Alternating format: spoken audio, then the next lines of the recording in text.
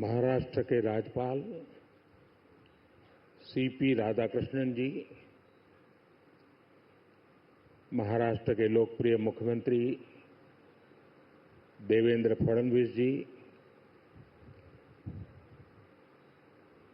मंत्रिपरिषद के मेरे वरिष्ठ साथी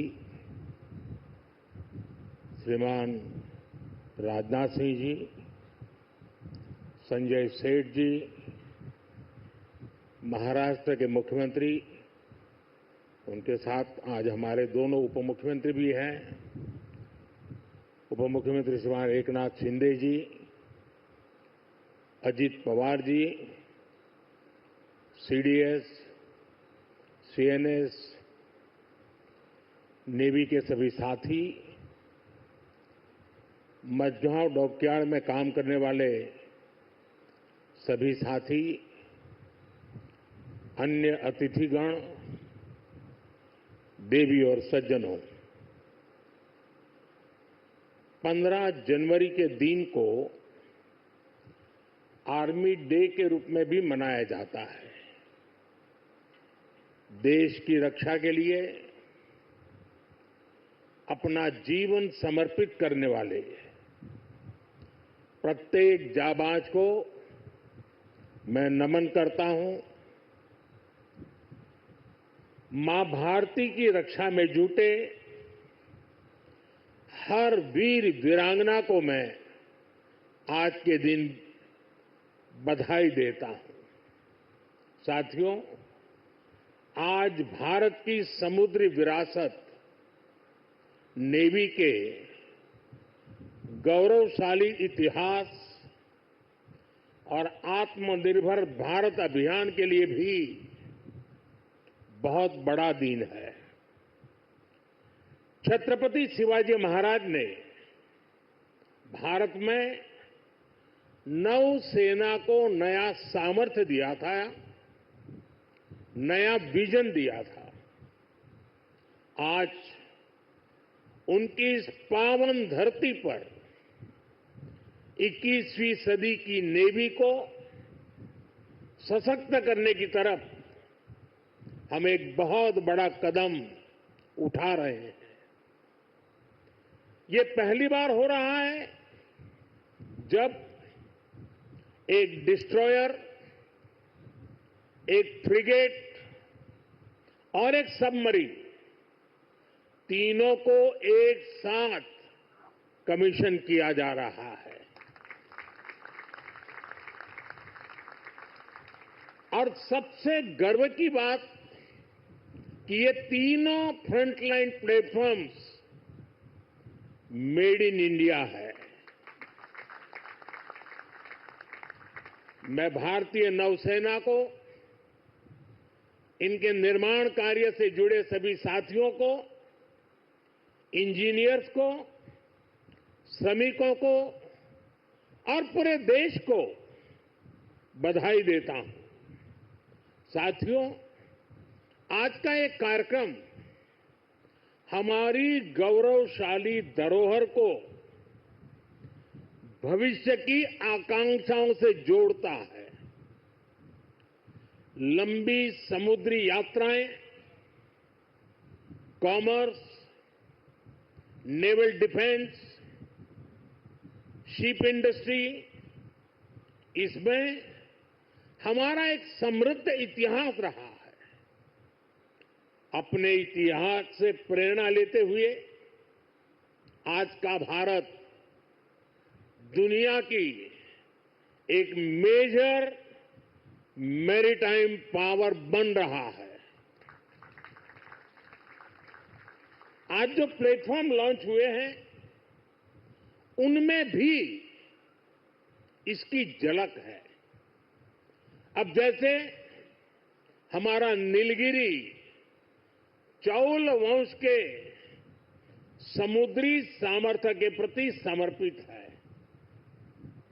सूरत वॉरशिप उस कालखंड की याद दिलाता है जब गुजरात के पोर्ट्स के जरिए भारत वेस्ट एशिया से जुड़ा था।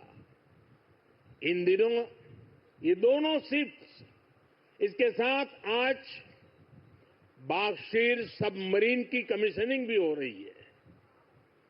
कुछ वर्ष पूर्व मुझे P-75 क्लास की पहली सबमरीन कलवरी की कमीशनिंग में शामिल होने का अवसर मिला था। आज मुझे इस क्लास की 6वीं सबमरीन बागशीर को कमीशन करने का सौभाग्य मिला है। ये नए फ्रंटियर प्लेटफॉर्म भारत की सुरक्षा और प्रगति दोनों को नया सामर्थ्य देंगे। साथियों, आज भारत पूरे विश्व और खासकर ग्लोबल साउथ में एक भरोसेमंद और जिम्मेदार साथी के रूप में पहचाना जा रहा है। भारत विस्तारवाद नहीं, भारत विकासवाद की भावना से काम करता है। भारत ने हमेशा ओपन, सिक्योर, इंक्लूसिव और प्रॉस्परस इंडो पैसिफिक रीजन का समर्थन किया है। इसलिए जब समुद्र से सटे देशों के विकास की बात आई तो भारत ने मंत्र दिया सागर। सागर का मतलब है security and growth for all in the region. हम सागर के विजन के साथ आगे बढ़े। जब भारत के सामने G20 की प्रेसिडेंसी संभालने का दायित्व आया तो दुनिया को हमने मंत्र दिया one earth, one family, one future. जब दुनिया कोरोना से लड़ते हुए पस्त पड़ रही थी तब भारत ने विजन दिया वन अर्थ, वन हेल्थ। हम पूरे विश्व को अपना परिवार मानकर चलते हैं। हम सबका साथ, सबका विकास उस सिद्धांत पर विश्वास करने वाले लोग हैं और इसलिए इस पूरे क्षेत्र की रक्षा सुरक्षा भी भारत अपना दायित्व समझता है। साथियों, ग्लोबल सिक्योरिटी, इकोनॉमिक्स और जियो पॉलिटिकल डायनेमिक्स को दिशा देने में भारत जैसे मैरीटाइम नेशन की भूमिका बहुत बड़ी होने वाली है। आर्थिक प्रगति और एनर्जी सिक्योरिटी के लिए ये जरूरी है कि ट्रेडिशनल वाटर्स को प्रोटेक्ट किया जाए, टेरिटोरियल वाटर्स को प्रोटेक्ट किया जाए, फ्रीडम ऑफ नेविगेशन को इंश्योर किया जाए और ट्रेड की सप्लाई लाइन और सी रूट्स सुरक्षित हो। हमें आतंकवाद, हथियारों और ड्रग्स की तस्करी में इस पूरे क्षेत्र को बचाकर रखना है।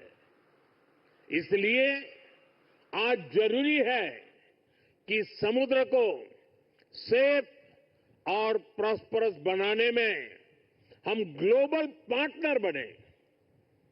हम लॉजिस्टिक की एफिशिएंसी बढ़ाने और शिपिंग इंडस्ट्री के लिए काम करें। हम रेयर मिनरल्स, फिश स्टॉक जैसे ओशन रिसोर्सेज का दुरुपयोग रोकने में और इसे मैनेज करने की कैपेसिटी डेवलप करें। हम न्यू शिपिंग रूट्स और सी लेन्स पर अब कम्युनिकेशन को खोजने में इन्वेस्ट करें। मुझे खुशी है कि आज भारत इस दिशा में लगातार कदम उठा रहा है। भारत पूरे इंडियन ओशन रीजन में फर्स्ट रिस्पॉन्डर भी बनकर उभरा है। बीते कुछ महीनों में ही हमारी नौसेना ने सैकड़ों जानें बचाई हैं। हजारों करोड़ रुपए के नेशनल और इंटरनेशनल कार्गो की सुरक्षा की है। इससे दुनिया का भारत पर भरोसा बढ़ा है, आप सबके कारण बढ़ा है, और इसलिए मैं आज आप सबका भी अभिनंदन करता हूं। भारतीय नौसेना, कोस्ट गार्ड, उन पर यह लगातार भरोसा बढ़ता जा रहा है। आज आप ही देख रहे हैं, आसियान हो, ऑस्ट्रेलिया हो, गल्फ हो, अफ्रीका के देश हो, सबके साथ आज भारत का आर्थिक सहयोग लगातार मजबूत हो रहा है। संबंधों की इस मजबूती में इंडियन ओशन रीजन में भारत की उपस्थिति, भारत का सामर्थ्य एक बहुत बड़ा आधार है, और इसलिए आज का ये आयोजन सैन्य दृष्टि के साथ ही आर्थिक दृष्टि से भी उतना ही अहम है। साथियों, 21वीं सदी के भारत का सैन्य सामर्थ्य भी अधिक सक्षम हो, आधुनिक हो, ये देश की प्राथमिकताओं में से एक है। जल हो, थल हो, नभ हो, डीप सी हो या फिर असीम अंतरिक्ष, हर जगह भारत अपने हितों को सुरक्षित कर रहा है। इसके लिए निरंतर रिफॉर्म्स किए जा रहे हैं। चीफ ऑफ डिफेंस स्टाफ का गठन ऐसा ही एक रिफॉर्म है। हमारी सेनाएं और अधिक एफिशिएंट हो, इसके लिए थिएटर कमांड की दिशा में भी भारत आगे बढ़ रहा है। साथियों, पिछले 10 साल में जिस तरह भारत की तीनों सेनाओं ने आत्मनिर्भरता के मंत्र को अपनाया है, वो बहुत ही सराहनीय है। संकट के समय दूसरे देशों पर भारत की निर्भरता कम से कम हो, इस गंभीरता को समझते हुए आप सभी इस काम को आगे बढ़ा रहे हैं, नेतृत्व दे रहे हैं। हमारी सेनाओं ने 5,000 से ज्यादा ऐसे साजो सामान और उपकरणों की लिस्ट तैयार की है जो अब वो विदेशों से नहीं मंगाएगी। जब भारत का सैनिक भारत में बने साजो सामान के साथ आगे बढ़ता है तो उसका आत्मविश्वास भी कुछ अलग ही होता है। पिछले 10 साल में कर्नाटका में देश की सबसे बड़ी हेलीकॉप्टर बनाने वाली फैक्ट्री शुरू हुई है। सेनाओं के लिए ट्रांसपोर्ट एयरक्राफ्ट बनाने वाली फैक्ट्री शुरू हुई है। तेजस फाइटर प्लेन के भारत की साख को आसमान की नई ऊंचाई पर पहुंचाया है। यूपी और तमिलनाडु में बन रहे डिफेंस कॉरिडोर्स डिफेंस प्रोडक्शन को और गति देने वाले हैं। और मुझे खुशी है कि हमारी नेवी ने भी मेक इन इंडिया अभियान का बहुत अधिक विस्तार किया है। इसमें मझगांव डॉकयार्ड के आप सभी साथियों की भी बहुत बड़ी भूमिका है। पिछले 10 साल में नेवी में 33 शिप्स और 7 सबमरीन्स को शामिल किया गया है। इन 40 नेवल वेसल्स में से 39 भारतीय शिपयार्ड में ही बने हैं।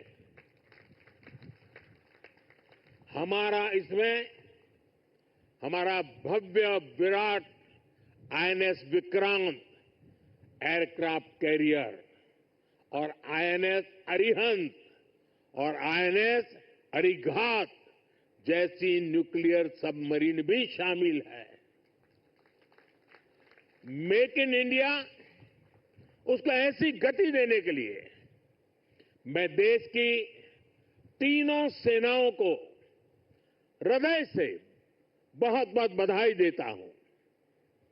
आज भारत का डिफेंस प्रोडक्शन 1.25 लाख करोड़ रुपए से ज्यादा हो चुका है।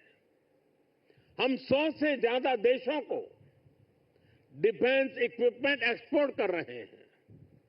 मुझे विश्वास है आपके सहयोग से आज भारत तेजी से अपने डिफेंस सेक्टर का कायाकल्प करके दिखाएगा। साथियों, मेक इन इंडिया से भारत की सेनाओं का सामर्थ्य बढ़ने के साथ ही आर्थिक प्रगति के नए द्वार भी खुल रहे हैं। जैसे एक उदाहरण शिप बिल्डिंग इकोसिस्टम का है। आप में से बहुत से लोगों को पता होगा, एक्सपर्ट भी कहते हैं शिप बिल्डिंग में जितना इन्वेस्ट किया जाए उसका 2 गुना पॉजिटिव इंपैक्ट इकोनॉमी पर पड़ता है। यानी अगर हम शिप बिल्डिंग में 1 रुपये लगाते हैं तो इकोनॉमी में 1 रुपया 82 पैसे के आसपास सर्कुलेशन होता है। अब सोचिए, अभी देश में 60 बड़े शिप्स अंडर कंस्ट्रक्शन है। इनकी वैल्यू 1.5 लाख करोड़ रुपए के आसपास है। यानी इतना पैसा लगाने से करीब 3 लाख करोड़ रुपए का सर्कुलेशन हमारी इकोनॉमी में होगा। और रोजगार के मामले में तो इसका 6 गुना मल्टीप्लायर इफेक्ट होता है। जहाजों का ज्यादातर सामान, ज्यादातर पार्ट्स देश के एमएसएमई से ही आता है। इसलिए अगर 2000 वर्कर एक जहाज बनाने के काम में लगते हैं तो दूसरी इंडस्ट्री में जो एमएसएमई सप्लायर है उस एमएसएमई सेक्टर में करीब 12,000 रोजगार बनते हैं। साथियों, आज भारत दुनिया की तीसरी बड़ी इकोनॉमी बनने की तरफ तेजी से आगे बढ़ रहा है। हमारी मैन्युफैक्चरिंग, हमारी एक्सपोर्टिंग कैपेसिटी भी लगातार बढ़ रही है। आने वाले सालों में सैकड़ों नए शिप्स की, नए कंटेनर्स की जरूरत भारत को होगी।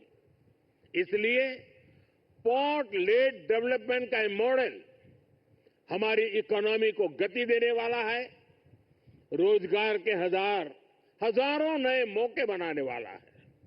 साथियों, इस क्षेत्र में कैसे रोजगार बढ़ रहा है, इसका एक उदाहरण सी फेरर्स की संख्या भी है। 2014 में भारत में सी फेरर्स की संख्या 1.25 लाख से भी कम थी।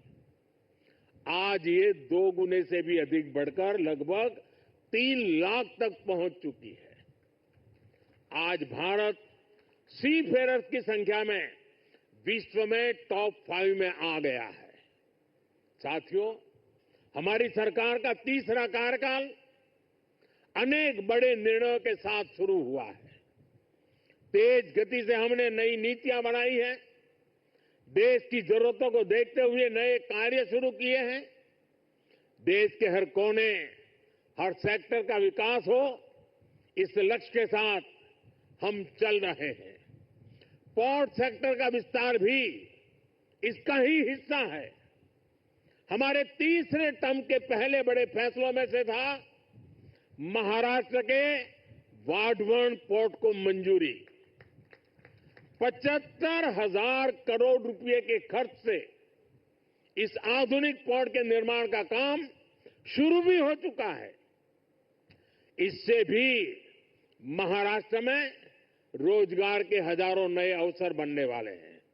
साथियों, बहुत लंबे समय तक बॉर्डर और कोस्टलाइन से जुड़े कनेक्टिविटी इंफ्रास्ट्रक्चर पर उतना ध्यान नहीं दिया गया। बीते 10 सालों में इसके लिए भी अभूतपूर्व काम हुआ है। 2 दिन पहले ही मुझे जम्मू कश्मीर में सोनमर्ग टनल का लोकार्पण करने का अवसर मिला है। इससे करगिल, लद्दाख जैसे हमारे सीमावर्ती इलाकों तक पहुंचना, उसमें बहुत आसानी होगी, सुलभ होगी। पिछले साल अरुणाचल प्रदेश में सेला टनल का लोकार्पण हुआ है। ये एलएसी तक हमारी सेना की पहुंच को आसान बना रही है। आज शिंकुल्ला टनल और जोजिना टनल जैसे अनेक क्रिटिकल इंफ्रास्ट्रक्चर पर तेजी से काम चल रहा है। भारत माला परियोजना से बॉर्डर एरिया में शानदार नेशनल हाईवे का नेटवर्क बनाया जा रहा है। वाइब्रेंट विलेज प्रोग्राम आज बॉर्डर के गांवों के विकास में अहम भूमिका निभा रहा है। बीते दशक में अपने दूर सुदूर के आइलैंड पर भी हमने फोकस किया है। जहां कोई भी नहीं रहता, उन आइलैंड्स की भी रेगुलर मॉनिटरिंग की जा रही है। इतना ही नहीं, अब उस आइलैंड की नई पहचान भी बनाई जा रही है, उन्हें नया नाम दिया जा रहा है। इतना ही नहीं, हिंद महासागर में समुद्र तल पर भी जो समुद्री पर्वत या सी माउंट है, उनका भी नामकरण किया जा रहा है। पिछले साल भारत की पहल पर इंटरनेशनल संस्था ने 5 ऐसे स्थानों को नाम दिए हैं। हिंद महासागर में अशोक सी माउंट, हर्षवर्धन सी माउंट, राजराजा चोल सी माउंट, कल्पतरु रीज और चंद्रगुप्त रीज भारत का गौरव बढ़ा रहे हैं। साथियों, हम सब जानते हैं, भविष्य में असीम अंतरिक्ष और डीप सी दोनों का कितना महत्व है। इसलिए आज स्पेस और डीप सी दोनों जगह भारत अपनी क्षमताओं को बढ़ा रहा है। हमारा समुद्रयान प्रोजेक्ट वैज्ञानिकों को समंदर में 6000 मीटर की उस गहराई तक ले जाने वाला है जहां कुछ ही देश पहुंच पाए हैं। यानी भविष्य की किसी भी संभावना पर काम करने में हमारी सरकार कोई कसर बाकी नहीं छोड़ रही है। साथियों, 21वीं सदी का भारत पूरे आत्मविश्वास के साथ आगे बढ़े, इसके लिए ये बहुत जरूरी है कि हम गुलामी के प्रतीकों से भी मुक्त हो। और हमारी नौसेना ने इसमें भी नेतृत्व दिखाया है। नौसेना ने अपने ध्वज को छत्रपति शिवाजी महाराज की गौरवशाली परंपरा से जोड़ा है। नेवी ने एडमिरल रैंक के एप्लेट्स भी छत्रपति शिवाजी महाराज की परंपरा के अनुसार रिडिजाइन किए हैं। मेक इन इंडिया का अभियान, भारत की आत्मनिर्भरता का अभियान भी गुलामी की मानसिकता से मुक्ति को बढ़ावा देता है। मुझे विश्वास है आप सभी ऐसे ही देश को गौरव से भरे पल देते रहेंगे। हर वो काम जो भारत को विकसित बनाने में योगदान दे, वो हमें मिलकर करना है। हमारे दायित्व अलग हो सकते हैं, लेकिन सबका ध्येय एक ही है, विकसित भारत। आज जो ये नए फ्रंटियर प्लेटफॉर्म देश को मिले हैं, इनसे हमारे संकल्प को मजबूती मिलेगी। और साथियों, जरा हल्की फुल्की बात करनी है तो मेरा अनुभव रहा है, मैं सेना के जितने भी कार्यक्रमों में गया हूं, अगर खाने में सबसे उत्तम व्यवस्था किसी में है तो नेवी में है।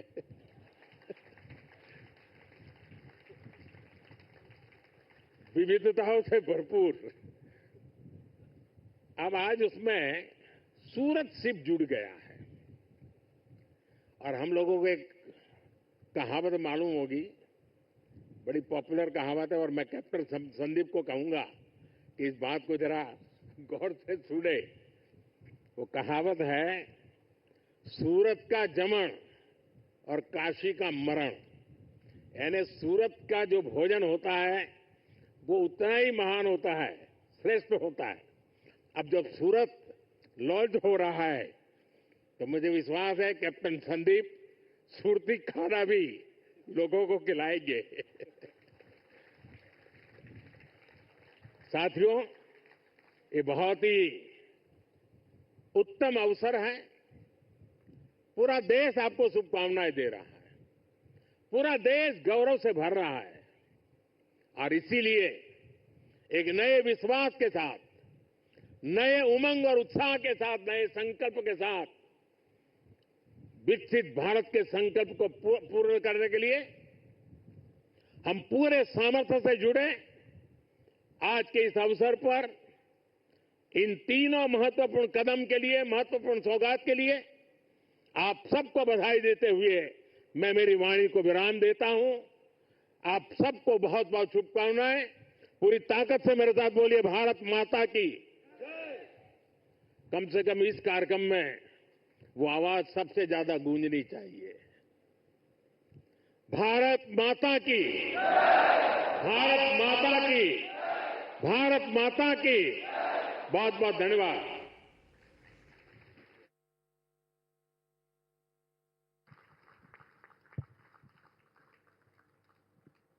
मैं अब विनम्र निवेदन करता हूं माननीय प्रधानमंत्री श्री नरेंद्र मोदी जी से, श्रीमान कृपया आईएनएस सूरत की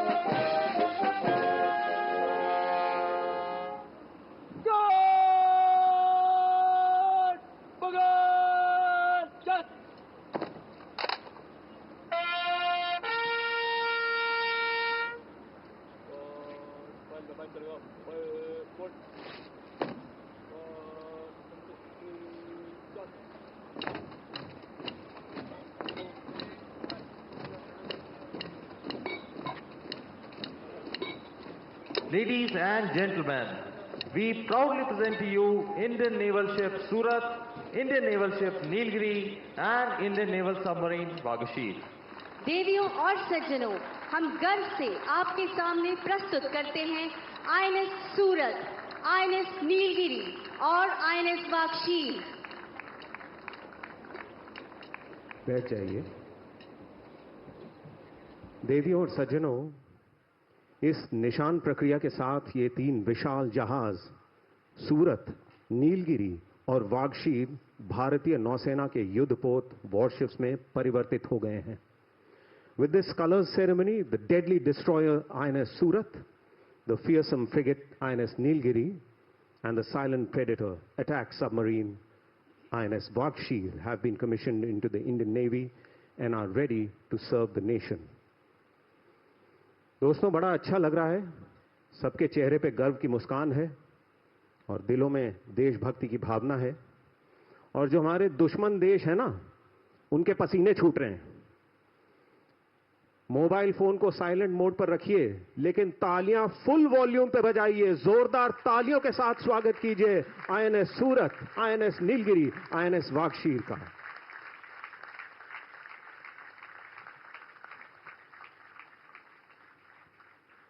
दोस्तों, अब दिल की धड़कन तेज हो चुकी है। ऐसा क्यों?